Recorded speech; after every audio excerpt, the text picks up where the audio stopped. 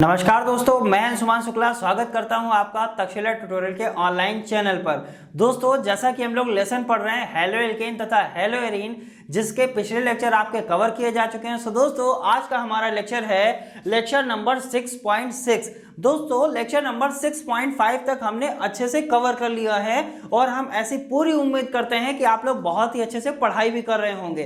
दोस्तों, पढ़ते जरूर रहेंगे। पढ़ाई अगर डिस्टर्ब हुई तो फिर बहुत सारी चीजें डिस्टर्ब हो जाती हैं। तो पढ़ाई को डिस्टर्ब नहीं करना है। दोस्तों, हमने अपने पिछले लेक्चर में बात किया हुआ था क्लोरोफॉर्म के बारे में और हमने क्लोरोफॉर्म का फॉर्मूला भी आपको बताया था। क्लोरोफॉर्म का फॉर्मूला क्या बताया था? CH Cl3 क्लोरोफॉर्म का फॉर्मूला होता है। सो दोस्तों, इसी टॉपिक को आगे बढ़ाएंगे और आज का लेक्चर भी स्टार्ट करते हैं। चलिए दोस्तों, देखते हैं क्लोरोफॉर्म के बारे में। तो लास्ट लेक्चर में हमने क्लोरोफॉर्म का फॉर्मूला आपको कुछ CH Cl3 बताया हुआ था और हमने क्या कहा था कि क्लोरोफॉर्म जो होता है वो दो विधियों के द्वारा प्राप्त किया जाता है। और वो दो विधियां कौन कौन सी बताई थी आपको? आपसे ये कहा था सर क्लोरोफॉर्म जो होता है वो एथिल अल्कोहल के द्वारा प्राप्त किया जाता है। और किसके द्वारा प्राप्त किया जाता है सर?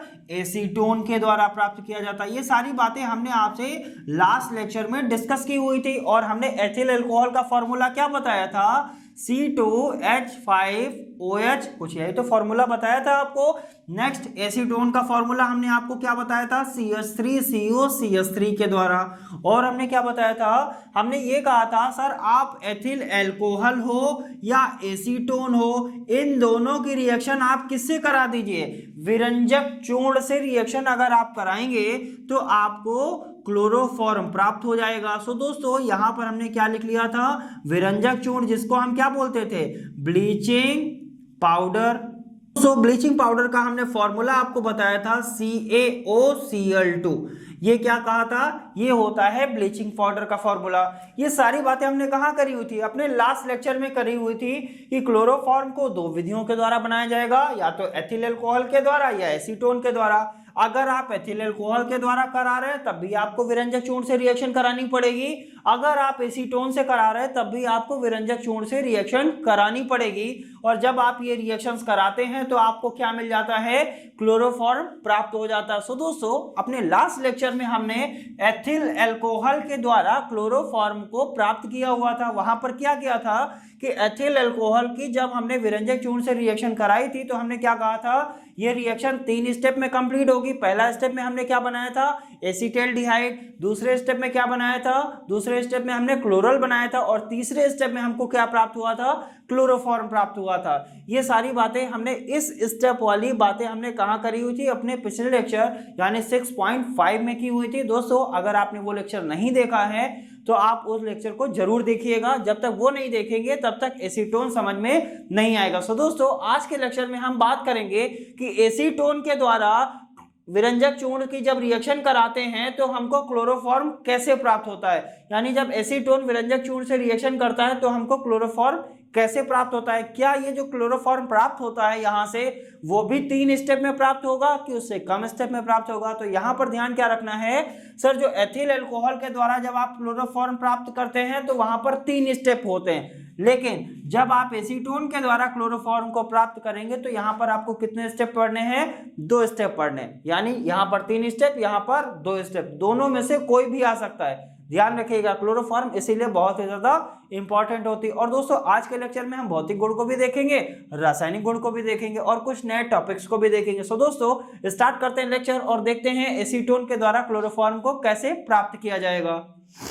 सो दोस्तों, यहां पर हमने हेडिंग बना लिया है एसीटोन के द्वारा क्लोरोफॉर्म को हमको प्राप्त करना है। और हमने यहां पर कितने स्टेप आपको बताए कि सर हमको केवल 2 स्टेप पढ़ने हैं। 2 स्टेप में हम क्लोरोफॉर्म को प्राप्त कर लेंगे। यानी पहला स्टेप हमको लिखना पड़ेगा और दूसरा स्टेप लिखना पड़ेगा और हमको क्या मिल जाएगा? क्लोरोफॉर्म मिल जाएगा। पहली विधि एथिल अल्कोहल के द्वारा थी, ये दूसरी विधि किसके द्वारा है? एसीटोन के द्वारा। उसके बाद एक विधि और हम पढ़ लेंगे, वो भी आपके लिए इंपॉर्टेंट होगी। चलिए पहले हम इसको देखते हैं। सो हमने क्या कहा था सर, आपको एसीटोन की रिएक्शन करानी पड़ेगी। यानी CH3COCH3 ये क्या होता है? एसीटोन होता है। इसकी रिएक्शन आपको किसके साथ करानी पड़ेगी? विरंजक चूर्ण या ब्लीचिंग पाउडर या CaOCl2। यानी यहां पर हमने क्या लिख लिया? CaOCl2। ठीक है, इसको कैल्शियम हाइपोक्लोराइड भी बोलते हैं। नाम ध्यान रखिएगा, इसको क्या बोलते हैं? कैल्शियम हाइपोक्लोराइड भी बोलते हैं। चलिए, ये जो विरंजक चूर्ण जब इसके साथ रिएक्शन करेगा तो हमको देगा क्या, ध्यान क्या रखना है सर, यहाँ पर आपको एसीटोन कितना लेना है, 2 एसीटोन लेना है और 6 टाइम्स ऑफ CaOCl2 लेना है। क्या लेना है, 2 टाइम्स ऑफ एसीटोन और 6 टाइम्स ऑफ CaOCl2 लेना है। अब यहां से आपको मिलेगा क्या दोस्तों, यहां से आपको मिलेगा CCl3COCH3। क्या मिल जाएगा, CCl3COCH3 मिल जाएगा। प्लस आपको क्या मिलेगा सर, यहां से 6 टाइम्स ऑफ, जब Ca होता था तो क्या लिखते थे, 3 टाइम्स ऑफ CaOH का होल ट्वाइस लिखते थे, फिर प्लस बनाते थे और क्या कहते थे सर, 3 टाइम्स ऑफ CaCl2 हमको प्राप्त हो जाएगा। कुछ यही तो बात किया करते थे जब हमने एथिल अल्कोहल के द्वारा बनवाया था, तो क्या बताई थी रिएक्शन आपको, हमने कुछ यही आपको बताया था सर। वहां क्या करते थे, 2 टाइम्स ऑफ CH3CHO की रिएक्शन कराते थे, 6 टाइम्स ऑफ CaOCl2 से जब रिएक्शन कराते थे तो हमको क्या मिलता था, CCl3CHO मिलता था, प्लस 3 टाइम्स ऑफ CaOH का होल ट्वाइस मिलता था, प्लस 3 टाइम्स ऑफ CaCl2 मिलता था। ये रिएक्शन हमने आपको कराई है, ये अपने पिछले लेक्चर में कराई हुई है। तो वहां पर हम क्या बोलते थे सर, 2 टाइम्स ऑफ CCl3CHO मिलेगा, तो यहां पर भी 2 टाइम्स ऑफ CCl3CHO लिख लेते हैं। अब वहां पर क्या था सर, जब यहाँ CHO लगा होता था तो इसमें CHO लगा देते थे, कब,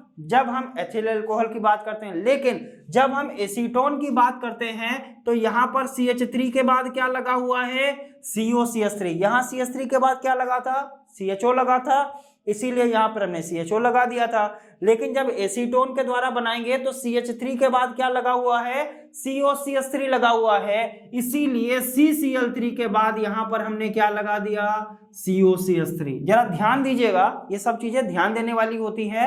क्या ध्यान देना है सर, जब हम एथिल अल्कोहल के द्वारा क्लोरोफॉर्म को बनाते थे तो हमने ये देखा था CH3 के बाद CHO लगा होता था, तो इसीलिए यहां पर क्या लगा देते थे, CHO लगा देते थे।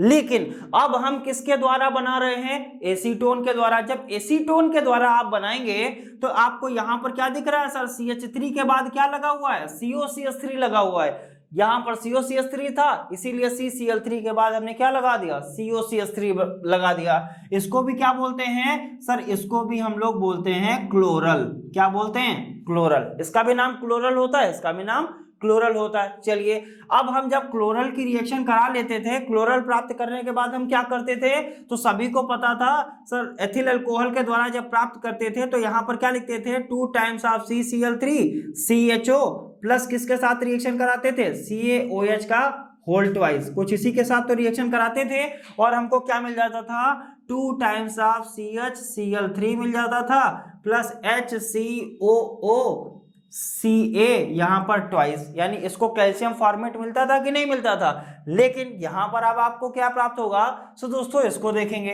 रिएक्शन वही रहेगी, 2 टाइम्स ऑफ CCl3COCH3 मिलेगा, प्लस इसकी रिएक्शन किससे कराएंगे, कैल्शियम डाइहाइड्रोक्साइड के साथ कराएंगे। जब ये इसके साथ रिएक्शन करेगा तो आपको क्या देगा, क्लोरोफॉर्म देगा, यानी क्लोरोफॉर्म 2 टाइम्स ऑफ CHCl3 देगा। ये क्या मिला आपको, क्लोरोफॉर्म मिला। और आपको क्या मिलेगा, यहां पर आपको मिलता था कैल्शियम फॉर्मेट और यहां पर आपको मिलेगा CH3COO का होल ट्वाइस Ca।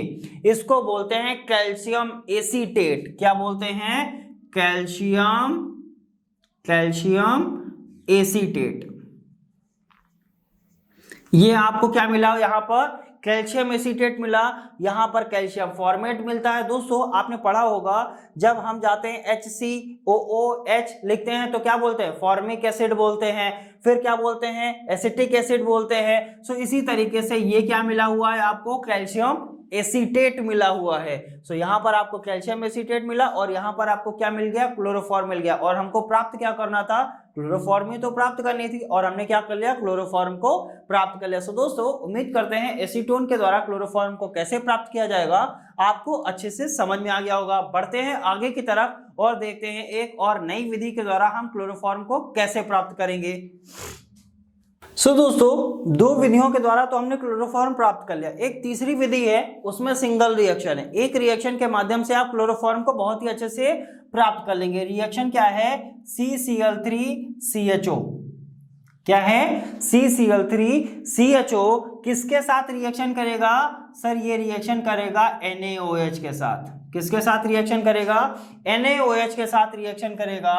और आपको यहां से क्या प्राप्त हो जाएगा? यहां से प्राप्त हो जाएगा CHCl3 यानी क्लोरोफॉर्म प्राप्त हो जाएगा। और आपको क्या प्राप्त होगा सर? यहां से प्राप्त होगा HCOONA, इसको बोलते हैं सोडियम। यहां से आपको क्या मिल जाएगा? Sodium format. और यहां पर आपको क्या मिला हुआ है? क्लोरोफॉर्म मिला हुआ है। सो दोस्तों, इस तरीके से हमने ये देखा कि क्लोरोफॉर्म को तीन विधियों के द्वारा कैसे प्राप्त किया जाएगा, एथिल अल्कोहल, एसीटोन, और तीसरी विधि क्या है? आप डायरेक्ट क्लोरल की रिएक्शन कराइए। किसके साथ? NaOH के साथ। जब रिएक्शन कराएंगे तो आपको क्या मिल जाएगा? क्लोरोफॉर्म मिल जाएगा और सोडियम फॉर्मेट प्राप्त हो जाएगा। अब दोस्तों बढ़ते हैं क्लोरोफॉर्म के भौतिक गुण की तरफ। उसके बाद क्या देखेंगे? क्लोरोफॉर्म के रासायनिक गुण। सो दोस्तों, बात करते हैं क्लोरोफॉर्म के भौतिक गुण के बारे में। यहाँ पर हमने कुछ भौतिक गुण लिखे हुए हैं, इंपॉर्टेंट है। हमने इसको यहाँ पर की पॉइंट के तरीके से लिखा हुआ। सबसे पहला भौतिक गुण क्या होता है? रंगहीन। यानी जो क्लोरोफॉर्म होता है वो कैसा होता है? रंगहीन होता है, उसमें कोई भी रंग नहीं होता है। क्लोरोफॉर्म जो होता है वो कैसा होता है सर? ये भी भारी द्रव होता है। जैसे एथिल ब्रोमाइड आपका क्या था? भारी द्रव था। इसी प्रकार से जो आपका क्लोरोफॉर्म होता है ये भी क्या होता है? भारी द्रव होता है। विशेष प्रकार की गंध, यानी क्लोरोफॉर्म जो होता है उसमें एक विशेष प्रकार की गंध होती है। स्मेललेस, ऑर्डरलेस नहीं होता है, बल्कि उसमें क्या होती है? स्मेल होती है। नेक्स्ट पॉइंट क्या है? यह जल में क्या है? अविलेय। जो क्लोरोफॉर्म होती है वो जल में अविलेय होती है, परंतु कार्बनिक विलायकों में विलेय होती है। नेक्स्ट पॉइंट क्या है? इसकी वाष्प को सूंघने पर निश्चेतना उत्पन्न हो जाती है। क्या होता है? इसकी वाष्प को, यानी क्लोरोफॉर्म वाष्पशील होता है, अगर इसकी वाष्प को आप सूंघ लेंगे तो आपको क्या होगी? निश्चेतना उत्पन्न हो जाएगी। निश्चेतना का मतलब क्या होता है? बेहोश। जिसको नहीं बोलते हैं क्लोरोफॉर्म सुंघा दिया गया और ये बेहोश हो गया, वो बेहोशी जिसको बोलते हैं उसे ही क्या बोलते हैं हम लोग? निश्चेतना। यानी अगर आप इसकी वाष्प को सूंघ लेंगे तो क्या उत्पन्न हो जाएगा? निश्चेतना उत्पन्न हो जाती है। सो दोस्तों, बढ़ते हैं आगे की तरफ और देखते हैं क्लोरोफॉर्म के रासायनिक गुण। तो बात करते हैं क्लोरोफॉर्म के रासायनिक गुणों के बारे में। अब हम सबसे पहला रासायनिक गुण लेते हैं और देखते हैं क्लोरोफॉर्म का रासायनिक गुण क्या होगा। दोस्तों, जैसा कि हम किसी का भी रासायनिक गुण पढ़ते हैं तो सबसे पहले उसको जरूर लिखा जाता है। तो यहां पर हमने सबसे पहले क्या लिख लिया? CHCl3 क्लोरोफॉर्म ले लिया। इसकी रिएक्शन हम कराएं अगर ऑक्सीजन के साथ। किसके साथ रिएक्शन करा दिया जाए?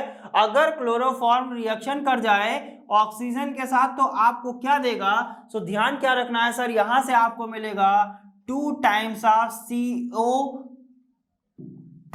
ऑफ COCl2 मिल जाएगा। एक सेकेंड, आपको क्या मिलेगा? 2 टाइम्स ऑफ HCl, यानी यहां से आपको मिल जाएगा कार्बोनिल क्लोराइड और हाइड्रोक्लोरिक एसिड मिल जाएगा। सिंपल सी बात है, जब आपका क्लोरोफॉर्म ऑक्सीजन के साथ रिएक्शन करेगा तो आपको क्या मिलेगा? कार्बोनिल क्लोराइड और HCl मिलेगा। COCl2 का मतलब क्या होता है? कार्बोनिल क्लोराइड होता है। और यहां से हाइड्रोक्लोरिक एसिड, कार्बन कितना था? 2 था, 2 कार्बन हो गया। ऑक्सीजन कितना था? 2 था। क्लोरीन कितने थे आपके पास? 3 दूना 6, यानी 6 क्लोरीन था। 2 की 2 से मल्टीप्लाई करेंगे 4 क्लोरीन आएगा। अभी भी आपके पास हाइड्रोजन यहाँ पर कितने हैं? 2 हाइड्रोजन है। सो 2 हाइड्रोजन बचा हुआ जो 2 क्लोरीन था वो इसके साथ लग के क्या बना दिया? इसने HCl बना दिया। सो दोस्तों, पहला रासायनिक गुण क्लियर हो गया होगा। बढ़ते हैं अगले रासायनिक गुण की तरफ। अगला रासायनिक गुण दोस्तों हम देखेंगे किसके साथ? सिल्वर के साथ। CHCl3 प्लस इसकी रिएक्शन हम कराने वाले हैं सिल्वर के साथ। चलिए देखते हैं सिल्वर के साथ रिएक्शन होगा तो क्या होगा। सिल्वर आपको कितना टाइम्स लेना है? 6 टाइम्स सिल्वर लेनी है और 2 टाइम्स ऑफ क्लोरोफॉर्म ले लीजिए। क्लोरोफॉर्म ले लिया, 6 टाइम्स ऑफ सिल्वर ले लिया। अब यहां से जो क्लोरीन है वो कितने हैं? 3 की जब 2 से मल्टीप्लाई करेंगे 6 क्लोरीन है आपके पास कि नहीं है? तो इसका मतलब 6 क्लोरीन है और 6 सिल्वर है, यानी ये क्लोरीन सिल्वर के साथ निकल के बाहर हो जाएंगे। यानी यहां से हम इसको क्या लिख सकते हैं? 6 टाइम्स ऑफ AgCl लिख सकते हैं कि नहीं?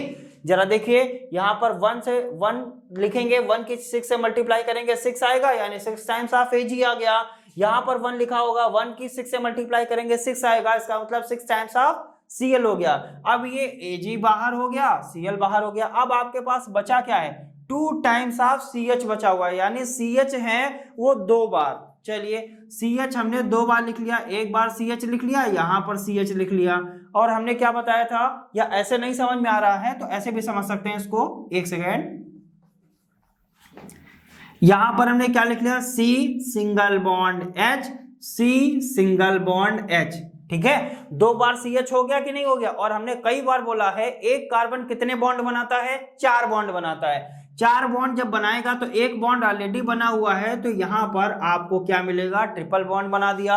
अब देखिए जरा 2 CH है कि नहीं है, ठीक है। अगर आप यहां मान लेते हैं, चलिए हमको अगर ट्रिपल बॉन्ड नहीं बनाना है, हमको बनाना है सिंगल बॉन्ड, तो सिंगल बॉन्ड बनाने के लिए हमने यहां सिंगल बनाया, यहां सिंगल बनाया, यहां सिंगल बनाया, यहां सिंगल बनाया, यहां H लगाना पड़ेगा, यहां H, यहां H। अब जरा देखिए कार्बन तो 2 हैं, लेकिन यहाँ H कितने आ गए, 6 आ गए कि नहीं आ गए। लेकिन यहाँ क्या कहा जा रहा है कि 2 कार्बन होने चाहिए और 2 ही हाइड्रोजन होने चाहिए, और यहाँ हाइड्रोजन कितने आ गए, 6 हाइड्रोजन आ गए। इसका मतलब सिंगल बॉन्ड तो बीच में नहीं लगेगा। चलिए अगर सिंगल बॉन्ड बीच में नहीं लगेगा तो हम जरा डबल बॉन्ड लगा के देख लेते हैं। जब हमने डबल बॉन्ड लगाया तब भी हमने देखा सर कार्बन तो यहाँ 2 हैं, लेकिन अभी भी हाइड्रोजन कितने हैं, 4 हाइड्रोजन है। और ये कह रहा है कि हाइड्रोजन कितना होना चाहिए, 2 होना चाहिए। इसीलिए हमने यहां पर क्या किया, ट्रिपल बॉन्ड लगा दिया। जब ट्रिपल बॉन्ड लगाएंगे तो ये वाले हाइड्रोजन भी यहां से गायब हो जाएंगे। आप देखिए सर कार्बन कितना है, 2 है कि नहीं है, और हाइड्रोजन कितना है, हाइड्रोजन भी 2 है। इसका मतलब यहां से आपको क्या मिला,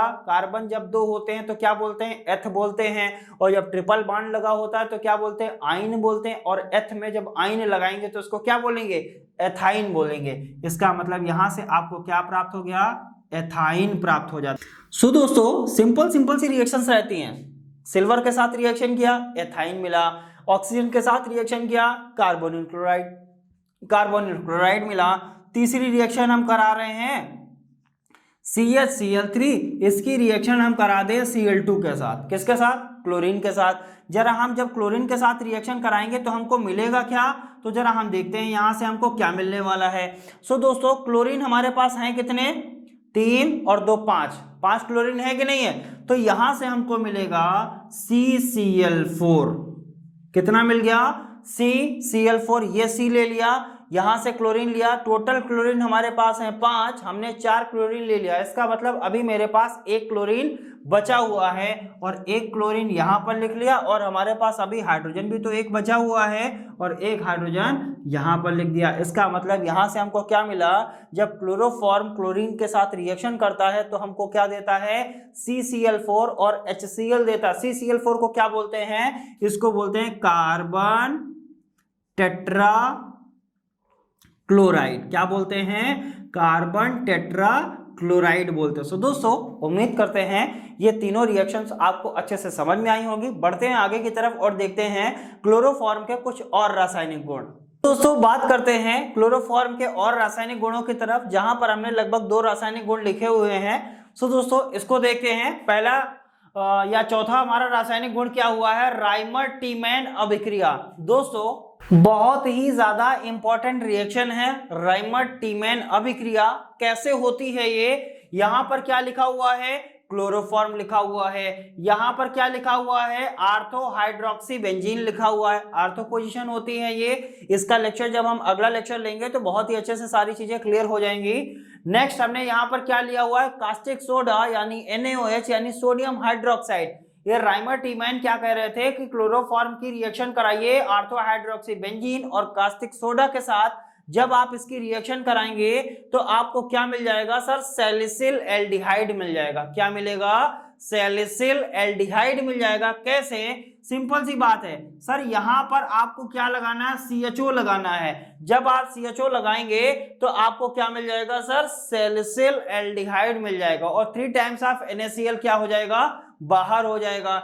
नेक्स्ट रिएक्शन क्या है, एसीटोन से क्लोरीटोन। ये भी रिएक्शन आपके लिए बहुत ही ज्यादा इंपॉर्टेंट रिएक्शन है। एसीटोन से क्लोरीटोन कैसे प्राप्त किया जाएगा इसके बारे में जरा हम देखते हैं। सो जब एसीटोन से क्लोरीटोन को हमको प्राप्त करना है तो कैसे प्राप्त किया जाएगा? ये क्या है आपका एसीटोन है कि नहीं है? बिल्कुल है। एसीटोन का मतलब हमने क्या बताया था सर? एसीटोन यहाँ पर इसका नाम लिख लेते हैं और एसीटोन का हमने फॉर्मूला कुछ आपको यही तो बताया था, CH3COCH3। इसका मतलब CO होता है और CH3 कितना होता है? 2 होता है। तो यहाँ पर 2 CH3 लगाया और ये CO है कि नहीं है? एसीटोन को हम ऐसे भी लिख सकते हैं और ऐसे भी लिख सकते हैं। ध्यान रखिएगा, ये जब क्लोरोफॉर्म और KOH की उपस्थिति में जब रिएक्शन करता है तो हमको क्या देता है? क्लोरीटोन देता है। कैसे देगा सर? ये कार्बन क्या करेगा? ये डबल बॉन्ड क्या हो जाएगा? टूट जाएगा। जब ये डबल बॉन्ड टूटेगा तो CH3 कितना था? 2 CH3 था, लग गया। बचा क्या आपके पास सर? ये वाला इसके साथ जो OH होता है वो कहाँ आ जाएगा? ऊपर आ जाएगा। और नीचे क्या लग जाएगा सर? इसका CCl3 यहां से लग जाएगा और बाहर क्या हो जाएगा सर? H2O बाहर हो जाएगा। सिंपल सी बात है। सो इस तरीके से एसीटोन से क्लोरीटोन कैसे प्राप्त होगा ये आपको अच्छे से समझ में आ गया होगा। सिंपल सी बात है। रिएक्शन ध्यान रखिएगा, रिएक्शन कैसे होगा? जब एसीटोन क्लोरोफॉर्म और KOH की उपस्थिति में रिएक्शन करता है तो आपको क्या देगा? क्लोरीटोन। ध्यान क्या रखना है सर? 2 CH3 यहां लगेंगे, एक OH ऊपर लगेगा, नीचे क्या लग जाएगा? CCl3 लग जाएगा। इसी प्रकार यहां पर भी तो हमने बताया था कि सर जब क्लोरोफॉर्म ऑर्थो हाइड्रोक्सी बेंजीन और कास्टिक सोडा के साथ रिएक्शन करेगा तो क्या देगा? Salicyl aldehyde. कब देगा? जब यहां से क्या होगा? 3 टाइम्स ऑफ, ऐसे लिख लीजिए इसको, एक सेकेंड, यहां से क्या हो जाएगा? 3 टाइम्स ऑफ NaCl बाहर होगा और क्या बाहर हो जाएगा? 3 टाइम्स ऑफ H2O बाहर हो जाएगा। जब ये 3 टाइम्स ऑफ NaCl और 3 टाइम्स ऑफ H2O बाहर होगा तो आपको क्या मिल जाएगा? सैलिसिल एल्डिहाइड प्राप्त हो जाएगा। सो दोस्तों उम्मीद करते हैं ये रिएक्शंस आपको अच्छे से समझ में आई होंगी। दोस्तों जो भी चीजें हम यहाँ पर डिस्कस करते हैं वो सारी चीजें आपको हैंड रिटेन नोट्स में मिल जाती हैं। और वो हैंड रिटेन नोट्स आपको कहाँ मिलता है? जैसा सभी को पता रहता है, वो हैंड रिटेन नोट्स आपको मिलते हैं डिस्क्रिप्शन बॉक्स में, नीचे लिंक दिया गया है। लिंक पर जाएंगे, क्लिक करेंगे, PDF को डाउनलोड करेंगे और नोट से पढ़ाई जरूर करेंगे। इतना ध्यान रखिएगा, पढ़ाई करना बहुत ही ज्यादा इंपॉर्टेंट होता है। सो दोस्तों जिस तरीके से हमने क्लोरोफॉर्म को बनाया है, उसके भौतिक गुण को देखा है, उसके रासायनिक गुणों को देखा है, अब बढ़ते हैं आगे की तरफ और देखते हैं हम अपना अगला नया टॉपिक। हमारा अगला टॉपिक क्या? अगला एक क्वेश्चन है। क्वेश्चन क्या है? क्लोरोफॉर्म को रंगीन बोतलों में क्यों रखा जाता है? कई बार क्वेश्चन आया हुआ है कि क्लोरोफॉर्म जो होता है वो क्या होता है? वाष्पशील होता है। अब हम इसको रंगीन बोतलों में क्यों रखते हैं? या क्वेश्चन कई बार घुमा भी देता है कि क्लोरोफॉर्म को ऊपर तक, किसी भी बोतल में ऊपर तक भरकर क्यों रखा जाता है? तो दोस्तों ध्यान क्या रखना है, इसका पूरा डिटेल नोट जो है आपको नोट्स में मिल जाएगा। यहाँ पर चीजें हम आपको समझा देते हैं और वहां से आप इन चीजों को बहुत ही अच्छी तरीके से पढ़ भी सकते हैं। दोस्तों होता क्या है, जो क्लोरोफॉर्म होता है इसको रंगीन बोतलों में हम इसलिए रखते हैं क्योंकि ये सूर्य के प्रकाश की उपस्थिति में क्या करता है? एक विषैली गैस बना देता है। ध्यान क्या रखना है सर? क्लोरोफॉर्म को रंगीन बोतलों में इसलिए रखा जाता है क्योंकि ये सूर्य के प्रकाश की उपस्थिति में ये विषैली गैस बना देता है और वो जो गैस बनाता है उसका नाम क्या होता है? फास्जीन। कैसी गैस बना देता है? फास्जीन गैस बना देता है। फास्जीन जब गैस बनाता है, और ये गैस कैसी होती है? ध्यान क्या रखना है, गैस कैसी होती है? विषैली होती है। ध्यान क्या रखा हमने कि क्लोरोफॉर्म को रंगीन बोतलों में भरकर इसलिए रखा जाता है क्योंकि क्लोरोफॉर्म सूर्य के प्रकाश की उपस्थिति में एक विषैली गैस बनाता है। ये विषैली गैस बनाता है और उस विषैली गैस का नाम क्या होता है? फास्जीन होता है। और फास्जीन का जो फॉर्मूला होता है वो होता है COCl2, जिसे हम कार्बोनिल क्लोराइड भी बोलते हैं। क्या बोलते हैं? कार्बोनिल क्लोराइड बोलते हैं। अब दोस्तों इतना क्लियर हो गया। नेक्स्ट आते हैं कि क्लोरोफॉर्म को ऑक्सीकरण, इसका ऑक्सीकरण ना हो इसीलिए इसको क्या करते हैं? ऊपर तक, यानी बोतल में बिल्कुल भी जगह नहीं रखते हैं, बिल्कुल ऊपर तक उसको भर के रखते हैं ताकि इसमें ऑक्सीजन न जा पाए। अगर ऑक्सीजन चला जाएगा तो इसका क्या हो जाएगा? ऑक्सीकरण हो जाएगा। और जैसे ही ऑक्सीकरण होगा तुरंत यहां पर क्या बन जाएगी? फास्जीन बन जाएगी। इसको बचाने के लिए हम क्या करते हैं? किसी भी बोतल में ऊपर तक उसको भर के रखते हैं। और ध्यान क्या रखना है, बोतल कैसी होनी चाहिए? रंगीन होनी चाहिए। और इसके बोतल के चारों तरफ क्या कर देते हैं, कागज लपेट देते हैं। क्यों? क्योंकि इस पर सूर्य का प्रकाश ना पड़े, इसीलिए क्लोरोफॉर्म को क्या रखा जाता है, अंधेरे में रखा जाता है, जिससे उस पर सूर्य का प्रकाश ना पड़े। अब दोस्तों बात करते हैं, सर अगर इतनी प्रॉब्लम है तो क्या इसको हम दूर भी कर सकते हैं? तो आंसर क्या है, यस, बिल्कुल दूर कर सकते हैं। सिंपल सी बात है, दूर कैसे किया जाएगा दोस्तों?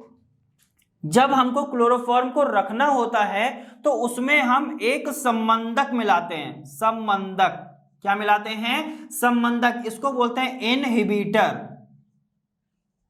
इसको क्या बोलते हैं? इनहिबिटर। ये क्या काम करता है सर? जब क्लोरोफॉर्म को हमको रखना होता है तो उसमें हम संबंधक मिलाते हैं। और संबंधक का मतलब क्या होता है, और संबंधक के रूप में हम मिलाते किसको हैं? तो यहां पर हमने एक फॉर्मूला लिखा हुआ है, इसका नाम क्या है? Ethyl alcohol. यानी क्लोरोफॉर्म को ऑक्सीकरण से बचाने के लिए, ऑक्सीकरण इसका ना हो पाए, इसीलिए इसमें एक हम संबंधक मिलाते हैं, अर्थात उसमें हम क्या मिलाते हैं? एथिल अल्कोहल मिला देते हैं। जैसे ही उसमें एथिल अल्कोहल मिलाते हैं तो उसका ऑक्सीकरण नहीं होता है। अगर उसका ऑक्सीकरण नहीं होगा तो वहां पर फास्जीन गैस नहीं बनती है। अगर फास्जीन नहीं बनेगी तो जाहिर सी बात है वो गैस विषैली बिल्कुल भी नहीं होगी, यानी कार्बोनिल क्लोराइड वहां पर नहीं बन पाता है। अगर बनता भी है तो कार्बोनिल क्लोराइड से क्या करता है?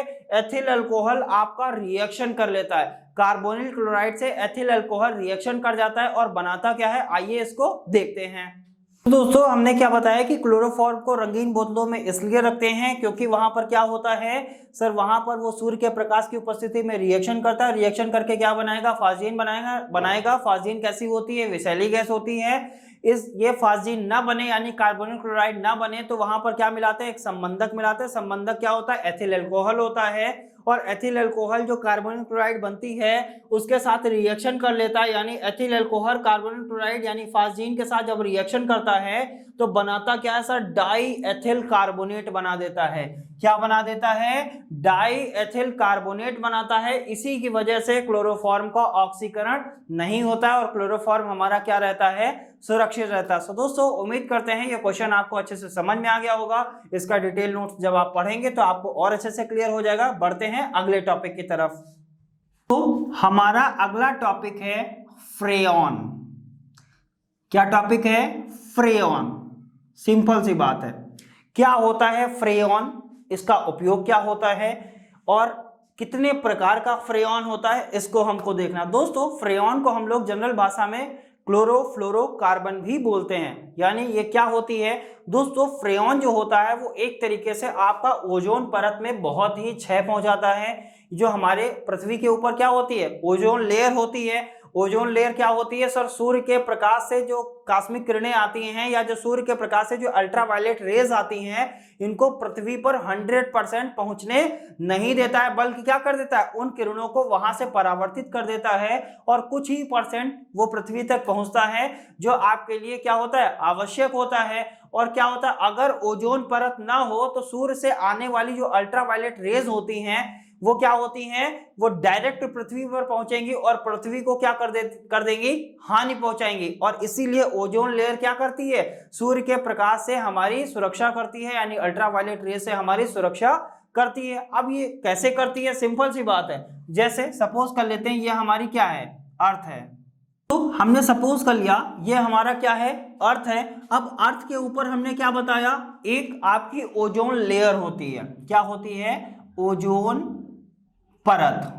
ठीक है, अच्छी बात है, समझ में आ गया। ओजोन परत होती है। यहां पर मान लेते हैं आपका क्या है? सन है, सूर्य है। ठीक है, अब ये सूर्य का प्रकाश पड़ेगा कहां पर? पृथ्वी पर आएगा। पृथ्वी पर आने के लिए वो क्या करेगा? उसको ओजोन लेयर से होके आना पड़ेगा। जब वो ओजोन लेयर पर पड़ता है तो वहां से जो 100% सूर्य का प्रकाश आता है वो क्या हो जाता है? परावर्तित हो जाता है और कुछ ही परसेंट क्या होता है? पृथ्वी तक पहुंचता है। अगर ये ओजोन लेयर ना हो, मान लेते हैं कि अगर ये ओजोन लेयर नहीं होगी तो सूर्य से आने वाला 100% प्रकाश कहां पहुंचेगा? पृथ्वी पर पहुंचेगा, जो पृथ्वी के लिए बहुत ही ज्यादा क्या होगा? हानिकारक होगा। और क्या होगा सर? जब ये ओजोन लेयर नहीं होगी तो यहां पर ये परावर्तन नहीं हो पाएगा। सो इसीलिए ओजोन लेयर हमारी पृथ्वी के लिए बहुत ही ज्यादा इंपॉर्टेंट होती है। क्यों होती है? और क्योंकि ये सूर्य के प्रकाश को परावर्तित कर देती है, इसका पर्यावरण पर प्रभाव भी पड़ता है। अब बात करते हैं सर फ्रेयॉन, जो हमने बोला ये काम क्या करती है सर, ये जो ओजोन लेयर होती है इसको क्षति पहुंचाती है, यानी ओजोन लेयर को नुकसान करती है। नुकसान करने का मतलब, अब ये बनती कहाँ, ये जो फ्रेयॉन होती है ये आखिरकार होती कहाँ पर है जो ये ओजोन लेयर को नुकसान कर देगी?